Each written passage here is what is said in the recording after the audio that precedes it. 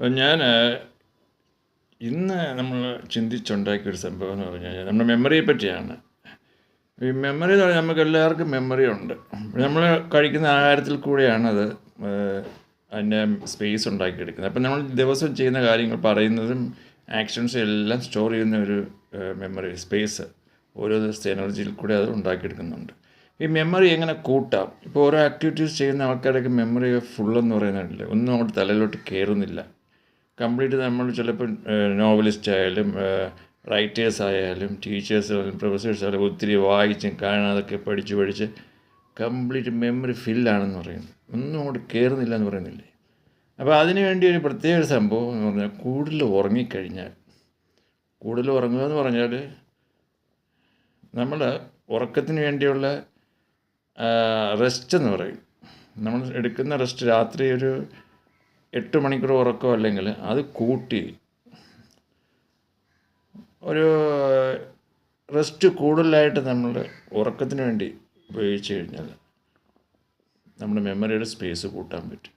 നമ്മൾ ഈ ഉറങ്ങുന്ന സമയത്ത് നമ്മൾ കൂടുതൽ സമയം ബ്രെയിനിൽ സ്പേസ് ഉണ്ടാകും. ആ സ്പേസിൽ ഒന്നും ഫില്ല് ചെയ്യുന്നില്ല. സ്വപ്നങ്ങൾ കാണുമ്പോൾ മാത്രമേ ഉള്ളൂ ആ മെമ്മറിയിൽ എന്തെങ്കിലുമൊക്കെ ആഡ് ചെയ്യുന്നത്.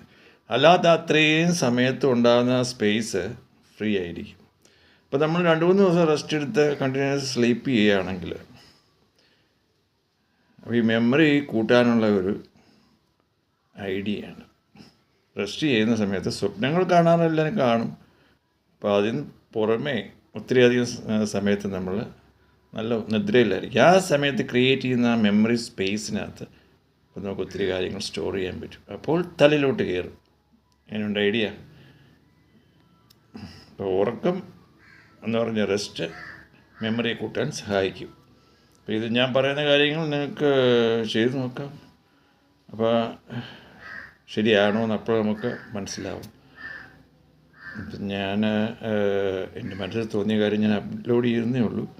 അപ്പോൾ എൻ്റെ യൂട്യൂബ് ചാനലുണ്ട് റെജി IPS. പിന്നെ വേറൊരു കാര്യമാണ് ഈ ഐഡിയ, എൻ്റെ idea all rights and royalty for this invention owned by Reggie Matthew 5/1972 Pondrail. ചെറുതായിട്ട് ഇരിക്കട്ടെന്ന്. അപ്പോൾ എൻ്റെ YouTube channel ID Reggie IPS, another YouTube channel ID Reggie Matthew Pondrail, one more channel is there Reggie Matthew Pondrail. Please subscribe and share it. My mobile number is 00917034171299. Thank you for watching. See the playlist of my channel for songs. More than 1,600 videos available, more than 850 songs available. Thank you for watching.